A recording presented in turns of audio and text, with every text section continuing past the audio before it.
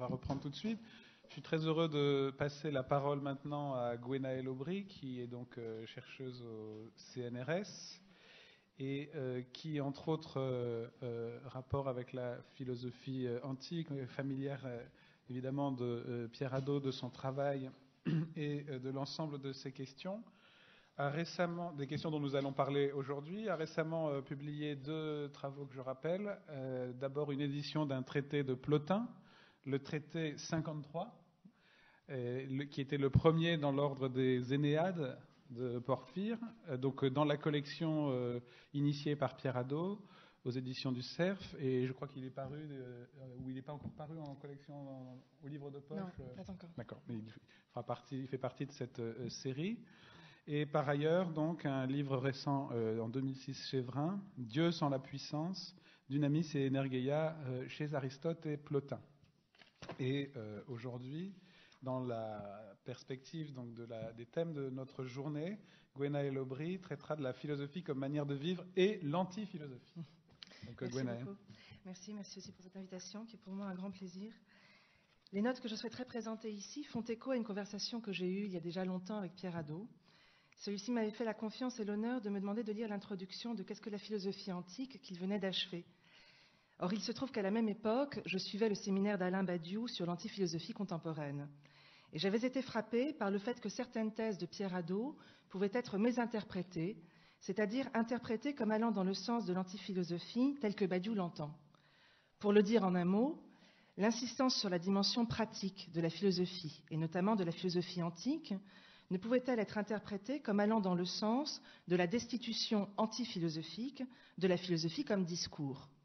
Je parle ici d'interprétation, de réception ou encore de vulgarisation, car chez Pierre Hadot lui-même, il n'y a pas d'ambiguïté.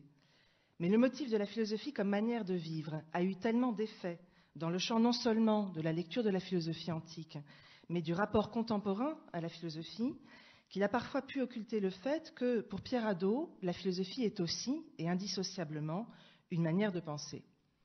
Il vaut donc la peine, me semble-t-il, de souligner ce qui, dans les propositions de Pierre Hadot, interdit ce type d'interprétation, ce qui peut être le moyen aussi de s'interroger sur ce qu'il entend lorsqu'il parle de causalité réciproque de la philosophie et du discours philosophique, ou encore lorsqu'il dit d'eux qu'ils sont, je cite, à la fois inséparables et incommensurables. Quelques mots donc d'abord sur la notion d'antiphilosophie. Si le terme a récemment été réactivé par Alain Badiou, il remonte en fait au XVIIIe siècle. En 1767, un jésuite, l'abbé Louis Mayol-Chaudon, publie ainsi un dictionnaire antiphilosophique pour servir de commentaire et de correctif au dictionnaire philosophique de Voltaire et autres livres qui ont paru de nos jours contre le christianisme. Autant que le sous-titre est éloquent, ouvrage dans lequel on donne en abrégé les preuves de la religion et la réponse aux objections de ses adversaires. Un tel projet n'a à l'époque rien de singulier, même s'il se distingue ici par l'adoption de la forme du dictionnaire. Il s'agit de manifester en la religion la vraie philosophie. Voltaire, les encyclopédistes, les matérialistes, les athées et les incrédules sont, eux, qualifiés de faux philosophes. D'une façon générale, on peut, sous l'appellation d'antiphilosophie, regrouper, selon Didier Massot, un mouvement religieux hostile aux Lumières, mais sans réelle unité doctrinale ni stratégique. Avant de l'être par Alain Badiou, le terme a été réactivé au XXe siècle par Jacques Lacan. Dans un article intitulé Peut-être à Vincennes, paru en 1975 dans le numéro 1 de la revue Ornicard, Lacan définit la tâche de l'analyste par rapport aux sciences universitaires. Ce dont il s'agit, écrit-il, n'est pas seulement d'aider l'analyste de sciences propagées sous le mode universitaire, mais que ces sciences trouvent à son expérience l'occasion de se renouveler. Parmi ces sciences, Lacan cite la linguistique, la logique, la topologie et l'antiphilosophie. Je cite le texte en entier. « Antiphilosophie, dont volontiers j'intitulerai l'investigation de ce que le discours universitaire doit à sa supposition éducative. Ce n'est pas l'histoire des idées, combien triste, qui en viendra à bout. Un recueil patient de l'imbécilité qui la caractérise permettra, je l'espère, de la mettre en valeur dans sa racine indestructible, dans son rêve éternel. » Le sens du terme, on le voit, n'est plus le même. Il ne désigne plus un courant historique, mais une science, ou du moins une investigation à constituer. Et si cette science se définit par réaction ou par opposition, ce n'est plus au rationalisme, aux Lumières, etc., mais au discours universitaire. On aura à se demander si ce sens lacanien du terme ne peut pas, au contraire du premier, être associé à la démarche de Pierre Hadot. Il me semble que tel que l'emploie Alain Badiou, et aussi surprenant que cela puisse paraître quand on sait l'importance pour lui de la référence et du lexique lacanien, le terme doit plutôt s'entendre en son sens premier, au sens donc du XVIIIe siècle. Dans son séminaire de 1992-95, Badiou l'a appliqué successivement à 3 philosophes, Nietzsche, 92-93, Wittgenstein, l'année suivante, puis Lacan, en 94-95. Or, l'on sait, et ce sera un autre point à investiguer, que les deux premiers, Nietzsche et Wittgenstein, ont eu sur Pierre Hadot, qui leur a d'ailleurs consacré des travaux, une influence importante. Telle que l'emploie Badiou, la notion d'antiphilosophie varie selon qu'il l'applique à tel ou tel de ses auteurs. Mais cette variation est en quelque sorte constitutive, dès lors que, selon Badiou, toute antiphilosophie a une stratégie propre d'identification de la philosophie, qui est aussi une stratégie de discrédit. C'est pourquoi elle appelle aussi par un nouveau tour une nouvelle définition de, ou une nouvelle assignation pour, la philosophie. L'antiphilosophie, écrit Badiou, est toujours ce qui, au comble d'elle-même, énonce le nouveau devoir de la philosophie ou son nouveau possible dans la figure d'un nouveau devoir. On peut cependant dégager quelques invariants de cette définition, au moins deux. Tout d'abord, la destitution de la théorie au profit de l'acte. Ainsi, dire de Nietzsche qu'il est un antiphilosophe signifie, selon Badiou, qu'il, je cite, oppose au nihilisme spéculatif de la philosophie la nécessité totalement affirmative d'un acte. Un acte, c'est-à-dire, ici, chez Nietzsche, le retournement de toutes les valeurs en tant que celui-ci est lui-même soustrait à l'évaluation. Mais cela vaut aussi pour Wittgenstein, qui énonce, c'est la proposition 412 du Tractatus, la philosophie n'est pas une théorie, mais une activité. Et cette détermination s'applique encore à Lacan. La certitude réside pour lui dans l'acte, ici analytique, et dans ses effets. Badiou cite une phrase d'une allocution à l'école freudienne de psychanalyse de Paris, prononcée en 1970. « La vérité peut ne pas convaincre, le savoir passe en acte ». Ce qui nous conduit au deuxième invariant de l'antiphilosophie tel que l'a défini Alain Badiou, la destitution de la catégorie de vérité. Le monde vérité, nous l'avons aboli, écrit Nietzsche dans Le crépuscule des idoles. Au régime de la vérité se substitue celui du sens ou encore celui de la vie, comme principe inévaluable de l'évaluation. Et de là découle, selon Badiou, la destruction, chez Nietzsche toujours, de la dialogie et du régime argumentatif. S'y substitue ce qu'il appelle la surtension poétique du texte, qui vient de ce que, je cite Badiou, il faut exposer la vérité comme vie, ce qui revient à l'exposer soi-même. C'est la figure de l'ecce homo. Chez Lacan de même, la catégorie de vérité s'abolit selon Badiou au profit de celle de savoir, qu'exemplifie le mathème, et Badiou établit un parallèle entre le mathème lacanien et l'élément mystique de Wittgenstein. Le mathème, dit-il, c'est du silence, mais qui s'écrit. Chez Wittgenstein, enfin, la figure est quelque peu différente, puisqu'il ne s'agit pas tant de destituer la vérité que de la discréditer.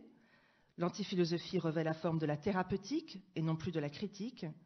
Ce mouvement s'accompagne cependant encore d'une promotion du sens et de l'affirmation de la suprématie du sens sur la vérité, qu'il s'agisse du sens langagier ou propositionnel ou du sens éthique, qui relève là encore de l'acte et ne peut se laisser inscrire dans une proposition. On peut, à partir de là, préciser la question initiale. La promotion par Pierre Hadot de la philosophie comme manière de vivre s'accompagne-t-elle de cette double destitution caractéristique de l'antiphilosophie, celle de la théorie au profit de l'acte, d'une part, celle de la vérité au profit du sens, d'autre part. La question peut se formuler de la façon suivante. Définir la philosophie comme manière de vivre, est-ce être un antiphilosophe ? On pourrait, à première vue, être tenté de répondre oui. À première vue, c'est-à-dire notamment en lisant les toutes premières pages de Qu'est-ce que la philosophie antique ? Le livre s'ouvre en effet sur une série d'exergues, de citations de Nietzsche en particulier. Et dans certains d'entre eux, on peut bien lire cette double destitution. De la théorie, d'abord, à travers notamment la citation d'Épictète, Entretien 3, 21-23, « Si les théories philosophiques te séduisent, assieds-toi et retourne-les en toi-même, mais ne t'appelle jamais philosophe et ne souffre pas qu'un autre te donne ce nom. » Ou encore, à travers l'une des citations de Nietzsche, un texte que Pierre Hadot aime à citer, « nous ne nous ferons pas scrupule d'adopter une recette stoïcienne sous prétexte que nous avons auparavant tiré profit de recettes épicuriennes. 2 textes qui soulignent donc l'insuffisance de la théorie comme jeu conceptuel, mais aussi, pour le second, l'insuffisance de la théorie comme dispositif autonome et exclusif. Cette forme de réduction critique de la théorie s'accompagne, au travers d'autres citations, d'une promotion de l'acte qui, à son tour, s'accompagne de la subordination de la vérité, sinon au sens, du moins à ce qu'on pourrait appeler l'intérêt pratique. Au travers notamment des 2 citations de Plotin, c'est le désir qui engendre la pensée et, sans la vertu, Dieu n'est qu'un mot, et surtout, au travers des citations de Pétrarque, il est plus important de vouloir faire le bien que de connaître la vérité. Cette subordination de la théorie à l'acte et de la vérité à la pratique s'accompagne aussi de la promotion de la vie comme valeur, à travers notamment les citations de Pascal et de Montaigne. Il en était question à l'instant. Or, Pierre Hadot paraît d'abord, dans son avant-propos, faire écho à ces textes avec ses propres mots.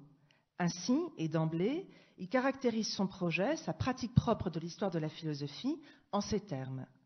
Je cite, « L'histoire de la philosophie ne se confond pas avec l'histoire des philosophies, si l'on entend par philosophie les discours théoriques et les systèmes des philosophes.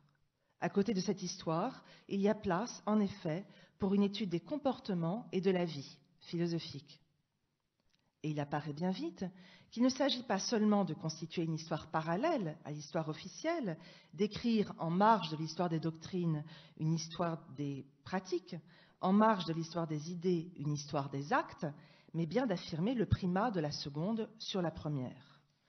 Ce primat, ou cette antériorité, on pourrait les qualifier à la façon d'Aristote à la fois de chronologique, de logique et d'ontologique. Chronologique d'abord, parce que, pour Pierre Hadot, le choix de vie précède le discours théorique. Je cite, « Le discours philosophique prend donc son origine dans un choix de vie et une option existentielle, et non l'inverse. » C'est page 18 de Qu'est-ce que la philosophie antique ? Antériorité logique, ensuite, parce que le mode de vie éclaire le discours.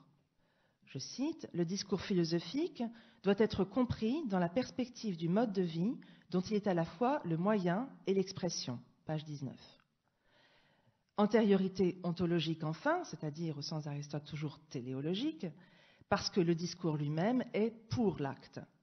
Je cite, « Le discours philosophique théorique naît de cette option existentielle initiale et il y reconduit dans la mesure où par sa force logique et persuasive, par l'action qu'il veut exercer sur l'interlocuteur, il incite maîtres et disciples à vivre réellement en conformité avec leur choix initial, ou bien il est en quelque sorte la mise en application d'un certain idéal de vie. » Page 18.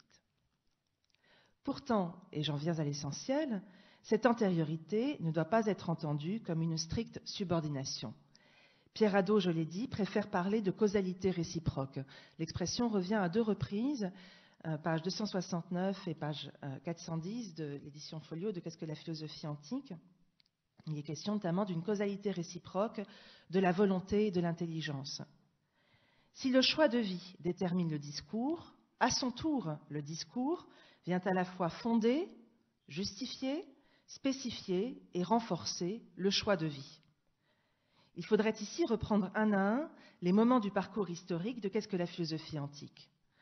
Le dialogue socratico-platonicien vaut évidemment modèle, en tant que le contenu doctrinal, la dimension de l'information, y sont indissociables d'une expérience vitale de formation ou de transformation.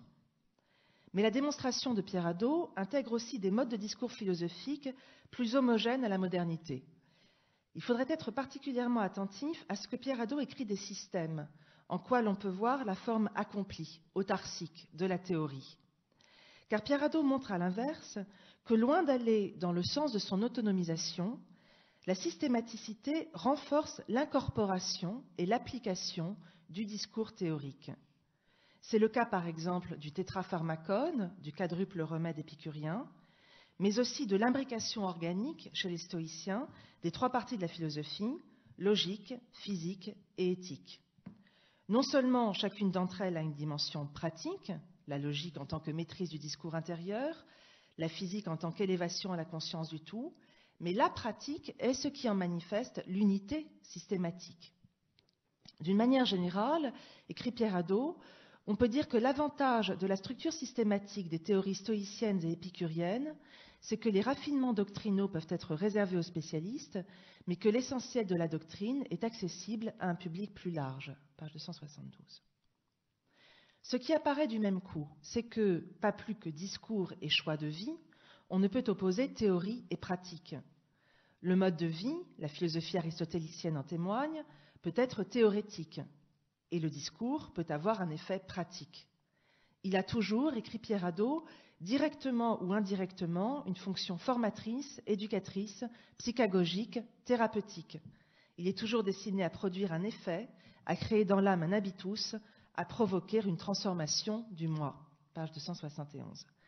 Pierre Hadot illustre cette thèse par une très belle citation de Plutarque, que je lis. Le discours philosophique ne sculpte pas des statues immobiles, mais tout ce qu'il touche, il veut le rendre actif, efficace et vivant. Il inspire des élans moteurs, des jugements générateurs d'actes utiles, des choix en faveur du bien. La notion d'exercice spirituel vient dire cette unité entre philosophie et discours philosophique. Pierre Hadot l'emploie, on le sait, pour nommer des pratiques destinées à opérer une modification et une transformation dans le sujet qui les pratiquait.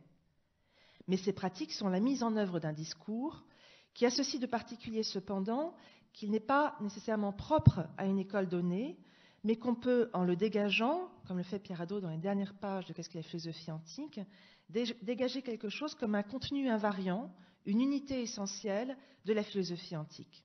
Et le discours, à son tour, peut donc être l'une de ces pratiques. Philosophie et discours philosophique se présentent donc comme inséparables. Pourtant, et dans la même phrase, Pierre Hadot les qualifie aussi d'incommensurables. Je cite, « Philosophie et discours philosophique se présentent ainsi à la fois comme incommensurables et comme inséparables. » Page 266.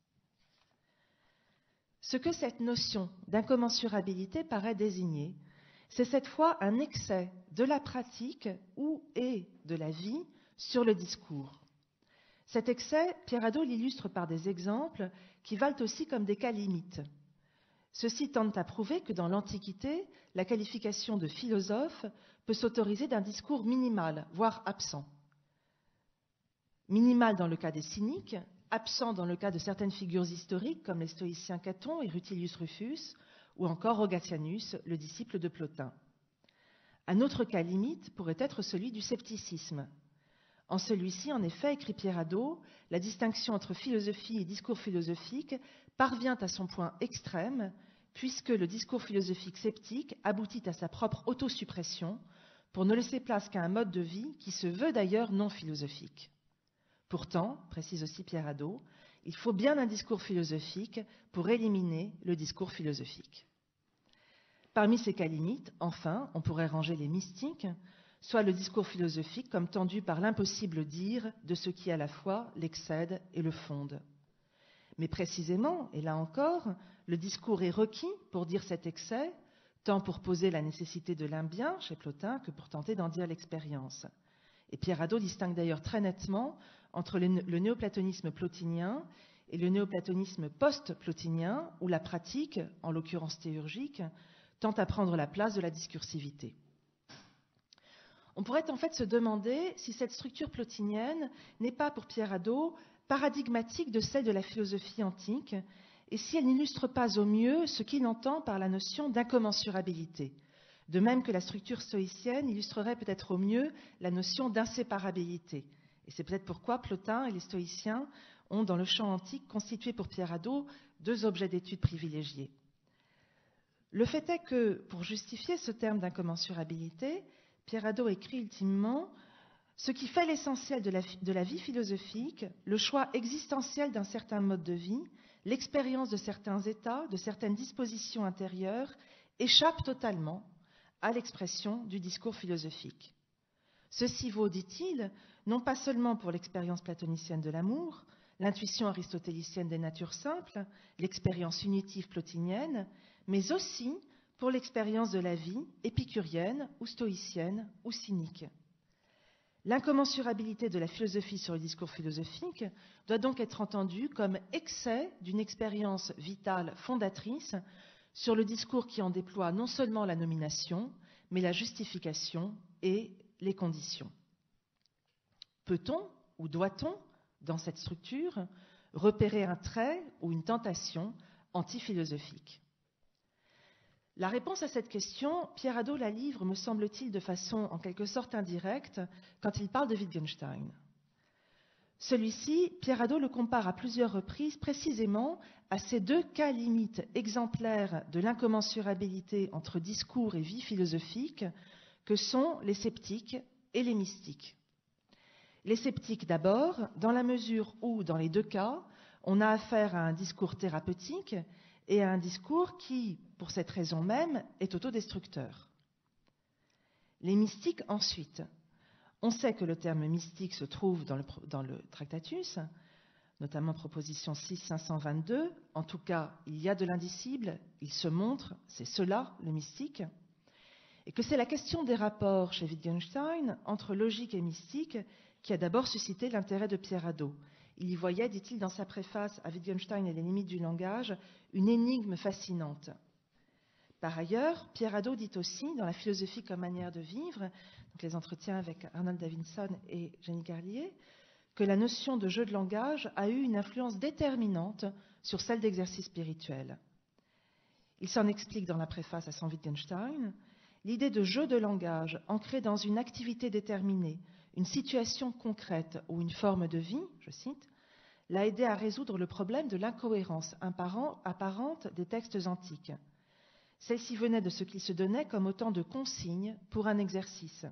Il fallait donc, écrit Pierre Hadot, replacer les discours philosophiques dans leur jeu de langage, dans la forme de vie qui les avait engendrés, donc dans la situation concrète, personnelle ou sociale, dans la praxis qui les conditionnait ou par rapport à l'effet qu'ils voulaient produire. C'est dans cette optique, conclut-il, que j'ai commencé à parler d'exercice spirituel. On voit donc que la dette, ou du moins la reconnaissance de dette à l'égard de Wittgenstein est considérable et qu'elle s'accompagne de l'héritage de certaines notions clés de l'antiphilosophie, celles notamment d'acte et de vie. Cependant, la prise de distance est aussi explicite. L'affirmation du nécessaire enracinement du discours philosophique dans une praxis et une expérience vitale ne vaut pas destitution du discours au profit de celle-ci. Même s'il y a un élément que l'on ne peut que taire, il faut continuer à parler, à la façon de Plotin, inventant sans cesse de nouvelles images, de nouvelles procédures, de nouveaux raisonnements pour dire l'un bien. Pierre Hadot marque d'ailleurs la différence entre l'ineffable plotinien et l'indicible wittgensteinien. Au plan personnel, écrit Pierre Hadot dans Qu'est-ce que l'éthique, un entretien republié à la suite d'exercices spirituels et philosophie antique, au plan personnel, je n'admets pas tellement cette attitude silencieuse, celle de Wittgenstein, parce que je pense que la philosophie ne doit pas s'arrêter comme ça, après un livre. Et dans Qu'est-ce que la philosophie antique de même, Pierre Hadot met en garde contre un malentendu. Il ne s'agit pas d'opposer d'une part la philosophie comme discours théorique et d'autre part la sagesse comme le mode de vie silencieux qui serait pratiqué à partir du moment où le discours aurait atteint son achèvement et sa perfection. Et il renvoie ce dernier schéma à Éric Weil et à Wittgenstein. C'est dans l'avant-propos de Qu'est-ce que la philosophie antique, page 19. En vérité, explique Pierre Hadot, le discours comme la vie tendent vers la sagesse sans jamais l'atteindre. C'est donc le décalage même entre la philosophie, la philosophia et la sophia qui poserait la nécessité irréductible du discours. De cela, et le jugement de Pierre Hadot sur l'un des antiphilosophes répertoriés par Alain Badiou est, me semble-t-il, un indice précieux, de cela on peut conclure, me semble-t-il, que le premier trait caractéristique de l'antiphilosophie, tel que défini par Badiou, soit la destitution de la théorie au profit de l'acte, ne s'applique pas à Pierre Hadot. On trouve même chez lui explicite la revendication inverse. Je cite, « Un autre danger, le pire de tous, serait de croire qu'il est possible de se passer de la réflexion philosophique. » C'est dans Qu'est-ce que la philosophie antique ? Page 422, ce qui me paraît bizarre, c'était plutôt... Oui, non, page 422. Qu'en est-il à présent du second trait, la destitution de la vérité au profit du sens ? La question est plus difficile car, au contraire de celle de théorie et de praxis, ces notions donc de vérité et de sens ne sont, à ma connaissance, pas explicitement mises en œuvre par Pierre Hadot. Il faudrait donc lui poser la question et lui demander d'ailleurs en premier lieu si ces catégories ont une pertinence à ses yeux. Il me semble cependant que là encore, on ne peut parler de destitution. Il faut là encore tenir ensemble les deux notions d'inséparabilité et d'incommensurabilité, ou encore de causalité réciproque et d'antériorité. Il y a bien primat ou antériorité ou excès, sinon du sens sur la vérité, du moins de l'intérêt pratique sur la raison théorique, ou encore, et parce que Pierre Hadot traduit lui-même Kant en Plotin, du désir sur la pensée. Mais il y a aussi donc inséparabilité ou causalité réciproque de la volonté et de l'intelligence. La question qui reste à poser est alors de savoir si, plutôt qu'en son sens badiouxien, la notion d'antiphilosophie ne s'appliquerait pas à la démarche de Pierre Hadot en son sens lacanien. Je veux dire par là que l'on trouve bien chez lui une critique vive et explicite de la philosophie universitaire et du mode d'enseignement universitaire de la philosophie qui paraît comparable à celle dont Lacan énonçait le projet. Tel que Pierre Hadot la formule, cette critique s'appuie sur une analyse historique et englobe plusieurs aspects que je me contenterai d'énumérer sans les développer. Tout d'abord, la fonctionnarisation, une question tout à l'heure, de l'enseignement de la philosophie, amorcée dès le IIe siècle avant Jésus-Christ et consacrée par la Fondation, par Marc Aurèle, de 4 chaires impériales vouées à l'enseignement des 4 grandes doctrines traditionnelles, platonisme, aristotélisme, épicurisme et stoïcisme. Ensuite, la pratique accrue, dès le 1er siècle avant Jésus-Christ, du commentaire et de l'exégèse qui tend à se substituer à celle du dialogue et inaugure déjà une forme de scolastique. Désormais, écrit Pierre Hadot, on ne discute plus des problèmes eux-mêmes, on ne parle plus directement des choses, mais de ce que Platon ou Aristote ou Chrysippe disent des problèmes et des choses. Il reste que, comme l'a montré Ilse Traut-Hadot, cette pratique va encore de pair, dans le néoplatonisme en particulier, avec celle d'exercice spirituel. Un autre trait, peut-être le plus décisif aux yeux de Pierre Hadot, serait la dissociation entre l'enseignement et la communauté de vie, maître-disciple. Si ces différents mouvements s'amorcent dès l'Antiquité, Pierre Hadot fait cependant remonter la rupture fondamentale au Moyen-Âge et à la scolastique. C'est cette dernière qui réduit la philosophie au rang de simple matériel conceptuel et la vide de tout enjeu pratique.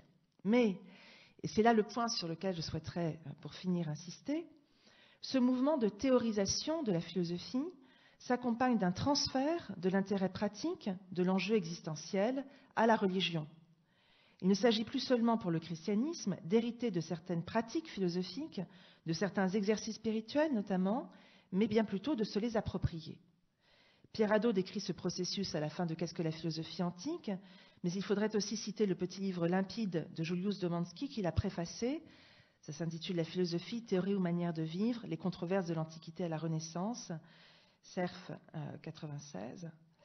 Domanski montre comment ce processus s'amorce dès les premiers siècles du christianisme et se traduit par l'intégration-réduction de la philosophie au trivium, grammaire, rhétorique, dialectique. La philosophie peut n'être plus considérée alors que comme un simple outil théorique, je cite Pierre Hadot, au service de la théologie. C'est la figure de l'Ancilla Theologiae. Le philosophe n'est plus qu'un technicien et un commentateur d'Aristote. La question du sens est abandonnée à la religion. Selon Domanski, la Renaissance s'efforce de réintégrer la conception antique de la philosophie, et Pierre Hadot la retrouve pour sa part, on l'a vu, chez Descartes, Malebranche et Spinoza, dans la philosophie des Lumières, puis chez Schopenhauer, Thoreau, Nietzsche, chez Bergson et dans l'existentialisme.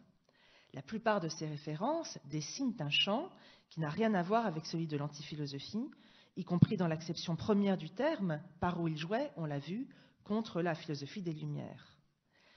Et le projet propre de Pierre Hadot me paraît s'inscrire précisément dans la volonté de restituer à la philosophie le poids existentiel, la tension spirituelle revendiquée par la religion. C'est pourquoi, dans son double désir de reconduire la philosophie à sa formule principielle et d'en restituer la suprématie, sa démarche me paraît pouvoir être qualifiée non pas d'antiphilosophique, mais à l'inverse d'archiphilosophique. Je vous remercie.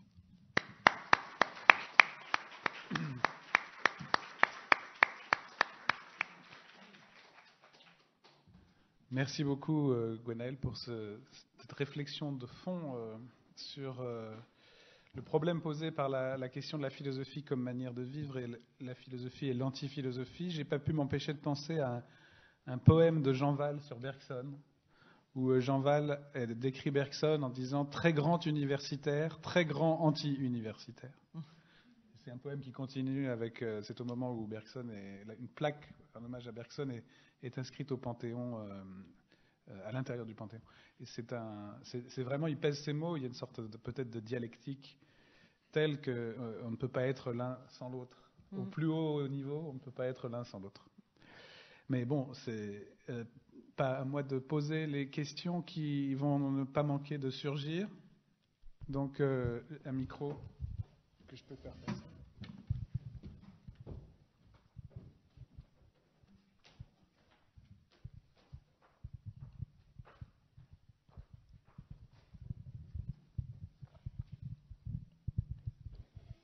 Merci beaucoup de cette présentation très riche et très intéressante. Je voudrais simplement poser deux petites questions.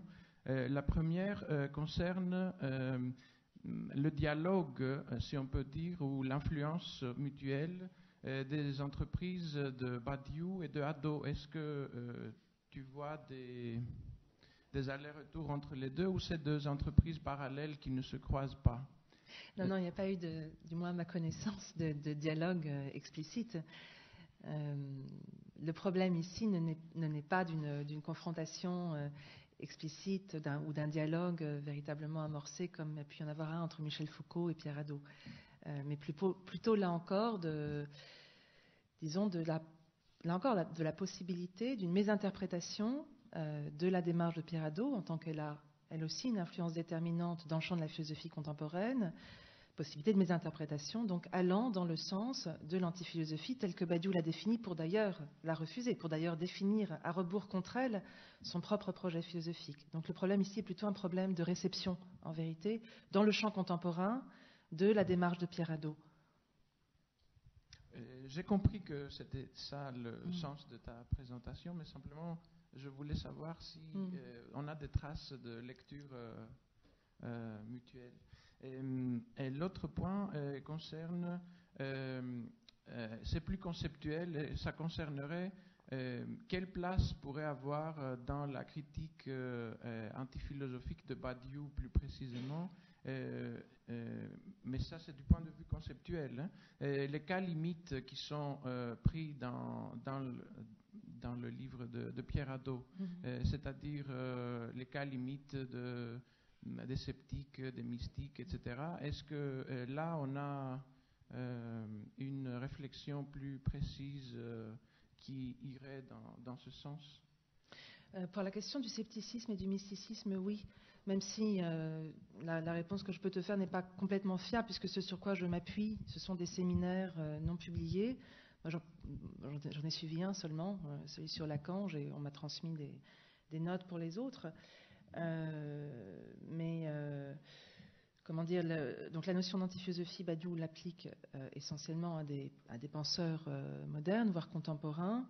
Il reste que il la retrouve aussi chez Pascal, par exemple, ou encore chez Montaigne, dans un certain type d'articulation du scepticisme au fidéisme, par exemple.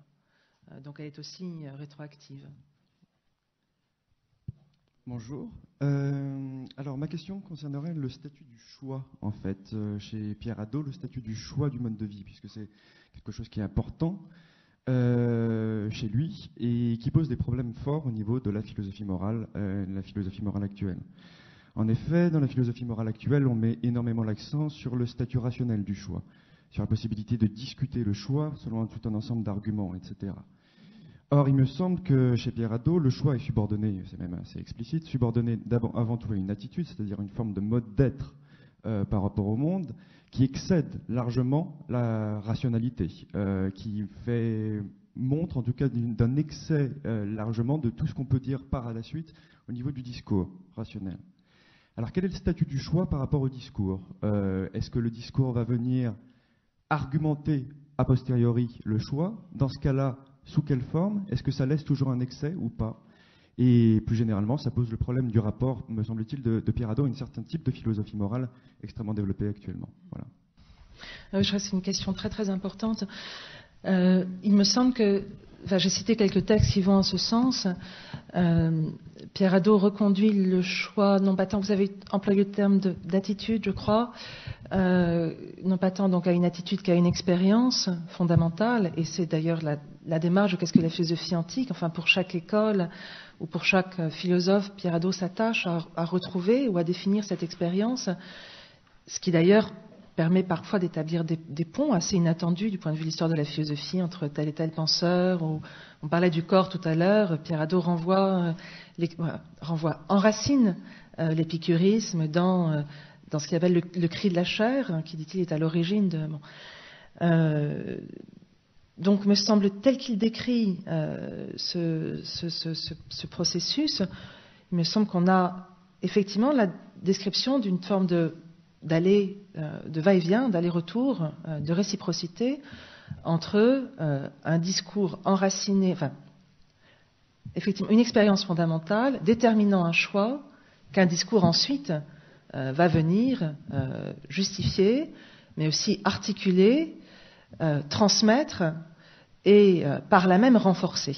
Il y a quand même, d'où cette notion de causalité réciproque. Il y a quand même aussi une efficacité en retour du discours sur l'expérience ou sur l'attitude vitale qui s'efforce de maintenir vive cette expérience, mais aussi, c'est pour ça que la référence plotinienne aussi me paraît importante ici, non pas simplement de la maintenir, mais de la déployer au quotidien. Enfin, il me semble que cette notion de quotidien, de vie quotidienne est importante aussi pour Pierre Hadot. C'est la question de Plotin, comment vivre ici après avoir été là-bas? Comment, après avoir eu accès à ce type d'expérience, qui n'est pas nécessairement l'expérience mystique plotinienne, qui peut être, on disait tout à l'heure, le sentiment océanique, comment ensuite déployer les effets de cette expérience sous le double mode de la discursivité, de la pratique quotidienne et donc aussi d'une forme de communicabilité. Je crois que ce problème, et c'est là vraiment aussi où l'enjeu éthique intervient, la possibilité de fonder aussi une communauté et une communicabilité par-delà le caractère singulier et pourrait-on penser incommunicable, enfin ineffable ou indicible de l'expérience. Vous savez s'il y a des liens, par exemple, entre les analyses de Pierre Hadot et celles de la question de l'expérience qu'il peut y avoir chez quelqu'un comme Cora Diamond ou comme Iris Northrop, donc oui. critiques par une forme d'existentialisme moral, si on peut dire comme ça, tiré de Wittgenstein d'une certaine manière, par rapport à tout un autre courant.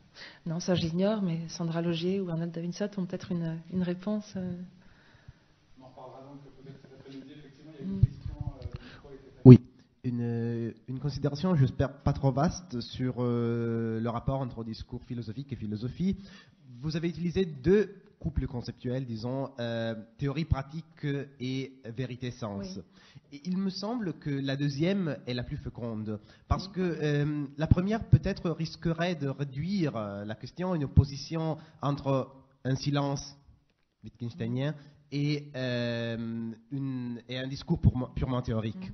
Alors que la deuxième ouvre peut-être sur un problème dont on n'a pas parlé aujourd'hui, mais qui a affaire à la question, à mon avis, qui est le problème tout à fait moderne, contemporain, de la distinction entre philosophie et science. Prenons l'exemple de Wittgenstein.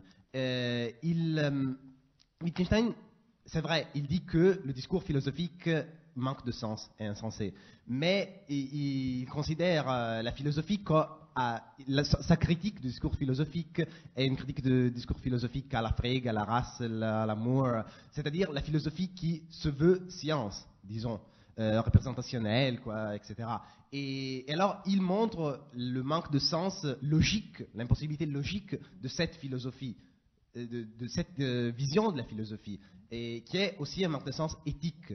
Et donc, dans sa vision, la philosophie ne doit pas dire la vérité, parce que c'est pas logique, ça n'a pas de sens logique et éthique, mais doit ouvrir peut-être des domaines de sens. Je ne sais pas si cette dernière est une vision à la Wittgenstein ou une ouverture ultérieure. Mais ma question est, qu'est-ce que cette distinction philosophie-science, vérité-sens a à faire avec notre discours, disons? C'est une question que j'ai posée moi-même. Enfin, vous voyez, je ne suis pas sûre d'avoir... Le fait est que ces deux couples conceptuels que j'ai mis en œuvre, le premier est explicite chez Pierre Hadot, le couple théoria-praxis, parce qu'aussi il a un corrélat antique grec immédiat. Pour ce qui est du second, j'ai été plus prudente simplement parce que effectivement l'extrait de la définition baldusienne de l'antiphilosophie, il a évidemment une pertinence pour Nietzsche, pour Lacan, pour Wittgenstein. Je ne sais pas, une fois de plus c'est une question je pense qu'il faudrait peut-être lui poser, quelle est pour Pierre Hadot la pertinence de ce couple conceptuel-là, ni dans quelle mesure il s'articule au premier. Vous pouvez passer le micro devant vous. Il y a une question. Non, mais c'est pour l'enregistrement, puisque je vous rappelle, donc toute la journée est enregistrée. Donc, un petit élément qui pourrait aller dans ce sens de relation vérité-sens, je me souviens d'une traduction que Pierre Hadot proposait pour un passage de l'apologie, la fameuse exhortation au souci de la phronésis, de la météia et du perfectionnement de son âme, où Pierre Hadot traduisait donc souci de ta vérité. Voilà, bon. Et dans son esprit, c'était une manière de rendre cette démarche compatible avec la profession socratique d'ignorance, en faisant dévier fortement le discours socratique sur la pratique, avec par exemple une interprétation dans le même passage de l'examen socratique de la vie, au sens d'examen et d'interrogation déjà sur la conduite, c'est-à-dire sur la conformité de leur conduite à leurs principes, plutôt que comme discours théorique sur les principes mêmes. Bon. Alors ça irait peut-être un peu dans... Oui, je vous remercie. En fait, il me semble qu'en fait, Pierre Hadot, aussi pour achever de vous répondre, pour tenter de vous répondre, utilise assez volontiers un couple kantien, qui est celui de l'intérêt pratique et de la raison théorique, et se méfie peut-être de la catégorie de sens, en tout cas, en tant qu'elle admet une possible réduction au sens propositionnel, notamment. Enfin, il y a là encore dès les premières pages de Qu'est-ce que la philosophie antique, une critique assez précise de la philosophie du langage en tant qu'elle participe d'une tentation formaliste de la philosophie. Merci. Je ne sais pas s'il y a d'autres questions. On atteint de toute façon la limite un peu de notre matinée. Bon, il y aurait plusieurs points sur lesquels, évidemment, on a perçu des points aussi de circulation entre les exposés. Nous aurons cet après-midi 2 moments, je le rappelle. Un premier moment qui sera à 14h. On essaiera de commencer sans retard, qui sera donc l'entretien entre Pierre Hadot et Arnold Davidson, suivi d'une table ronde où il y aura 4 interventions plus brèves, mais qui seront 4 exposés à part entière, et qui seront suivis d'une discussion générale. Donc je vous rappelle que on pourra revenir sur les exposés également de ce matin, de Jean-François Ballaudet, Barbara Carnevali et Gwenaëlle Aubry, que je remercie encore très vivement pour leurs interventions. Merci beaucoup, et donc à tout à l'heure, 14h, pour la reprise.